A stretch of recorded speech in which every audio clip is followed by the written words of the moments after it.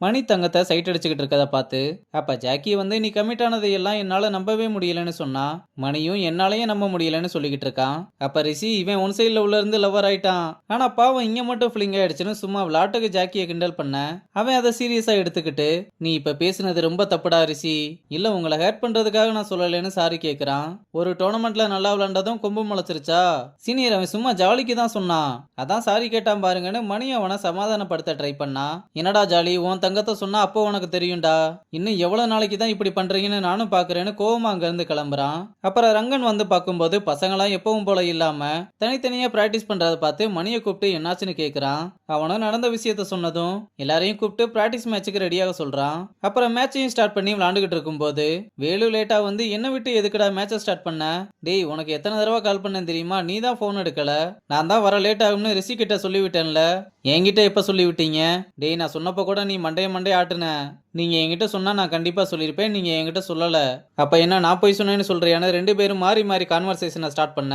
டேய் ஏதாவது மிஸ்கம்யூனிகேஷன் ஆயிருக்கும், அடுத்த மேட்ச்ல பாத்துக்கலாம் விடுன்னு மாத்தையும் வேலுவை சமாதானப்படுத்தி அனுப்புறான். அப்புறம் மேட்ச் முடிஞ்சதும் ரங்கே ரிஷி கிட்ட டே பை டே உன்னோட பர்ஃபார்மன்ஸ் ரொம்ப கம்மியாகிட்டே போகுது, உனக்கு அப்படி என்னதான்டா பிரச்சனைன்னு கேட்க, அது ஒண்ணும் இல்ல சார், ரெண்டு பேர் நல்லா விளாடுறான்னு சொல்லிட்டானுங்க, அதான் ஸ்டார் ஐட்டம்ல இனிமேல் விளாட வேணாம்னு மெதப்புல சுத்திக்கிட்டு இருக்கான்னு சொன்னதும் உடனே வீராவும் பாண்டாவும் ரிஷி இப்ப என்ன பண்ணான்னு அவன் மேல காண்டுல இருக்கீங்கன்னு கேட்க, உங்க ஃப்ரெண்ட்ஷிப் தான் உங்க ஸ்ட்ரென்த்னு அன்னைக்கு தான் சொன்னேன், அதுக்குள்ள ஏன்டா இப்படி அடிச்சுக்கிறீங்க, பிரச்சனை இருந்தா பேசி சால்வ் பண்ணுங்கன்னு சொல்லிட்டு நம்ம பசங்களை மட்டும் தனியா கூப்பிட்டு ஃபர்ஸ்ட் டோர்னமெண்ட்லயே உங்களுக்கு நல்ல பேர் கிடைச்சா ஒரு சீனியரா அவங்க இன்செக்யூர் ஆக தாண்டா செய்வாங்க, இதெல்லாம் உங்களுக்கு இப்போ புரியாது, நீங்க சீனியர் ஆகும்போது தான் புரியும், சில நேரம் நம்ம நடந்துக்கிறதுலயே அவங்கள அப்படி ஃபீல் பண்ண வைக்கும்டா, போய் ஜாக்கி கிட்ட பொறுமையா பேசுங்க சார், பேச போனாலே அவர் தான் முறைக்கிறாரு, இந்த பிரச்சனைக்கு நீங்க போய் பேசி புரிய வைக்கிறது தான் ஒரே வழின்னு அனுப்பி விடுறான். அங்க கட் பண்ணா மாப்பிள்ள ரொம்ப கோவமா அந்த ராஜேஷை எம்என்சி பசங்க கிட்ட சாவகாசமே வச்சுக்க வேணாம்னு சொல்லியும் திரும்ப திரும்ப அங்கேயே போய் பேசிக்கிட்டு இருக்கான்னு அவன் அகாடமியை விட்டு தூக்க சொல்றான். அதுக்கு ராஜசேகரும் சிரிச்சுக்கிட்டே உன்னை வச்சு என்னதாண்டா பண்றது,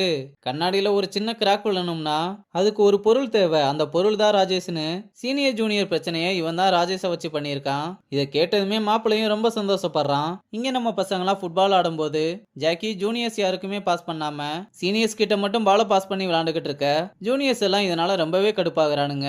இத மாணிக்கனும் பார்த்து ஜாக்கி ஏன்டா இப்படி பண்ணிக்கிட்டு இருக்கான், கிரிக்கெட் விளையாடும் போது இப்படி பண்ணது இல்லையேன்னு கேட்க ரங்கனும் அதை நோட் பண்ணி ஏதோ தப்பு நடந்திருக்குன்னு புரிஞ்சுக்கிறான். அப்புறம் இந்த விஷயத்த ருக்மிணி கிட்ட சொல்லி இந்த பிரச்சனை நேச்சுரலா வந்த மாதிரி தெரியல, யாரோட இன்ஃப்ளூயன்ஸ் மூலமா தான் நடந்திருக்குமோன்னு தோணுது, சரி இப்ப அதுக்கு என்ன பண்ணலாம்னு இருக்க எனக்கு தெரியல, ஆனா சீக்கிரம் இதை ஃபிகர் அவுட் பண்ணியே ஆகணும்னு சொல்றான். இங்க பசங்களும் ரங்கே சொன்ன மாதிரி இந்த பிரச்சனையை பேசி சால்வ் பண்ணலாம்னு ஜாக்கினா ரிஷி காலையில சொன்னதுக்கு தான் நீங்க கடுப்புல இருக்கீங்கன்னா நாங்க எல்லாருமே அதுக்காக சாரி கேட்கிறோம்னு சாரி கேட்கறாங்க.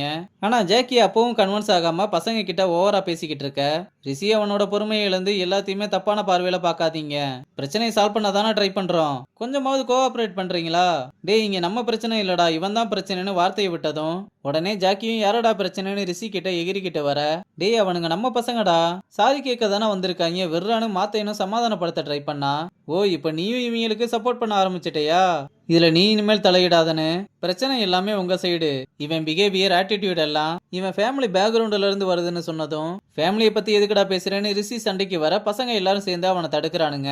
அப்ப மாத்தையனும் ஃபேமிலியை பத்தி பேசாதன்னு சொன்னா, அப்படிதான்டா பேசுவேன், வந்த இடத்தோட புத்தி என்னன்னு தெரியுதா உனக்குன்னு, தனியா வளர்ந்தவன் தாண்டான்னு சொல்ல மாத்தையனுக்கு தான் ரிஷியோட வழி என்னன்னு நல்லா தெரியும். அதனால கோவத்துல ஜாக்கிய பலார்னு ஒரு அற விட்டதும் ஜாக்கி அதிர்ச்சியில அப்படியே ஸ்டன் ஆகி நின்னுட்டு என்னடா புதுசா ஜூனியர்ஸை டிஃபெண்ட் பண்ற, இவனுங்களுக்காகவா என்ன அடிச்ச, இல்ல மச்சான் நீ பேசுறது தப்புடா, அவனுங்க நம்ம பசங்கடான்னு சொன்னா ஜாக்கி செம்ம காண்டுல இவனை சொன்னா உனக்கு ஏன் கோவம் வருது, எல்லாம் அவ்வளவுதான்லன்னு அந்த இடத்துல இருந்து விறுவிறுன்னு கிளம்புறான். இதெல்லாம் பார்த்து வேலுவும் ஒரு வில்லன் சிரிப்பு போடுறதோட இந்த எபிசோட முடிச்சிருக்காங்க.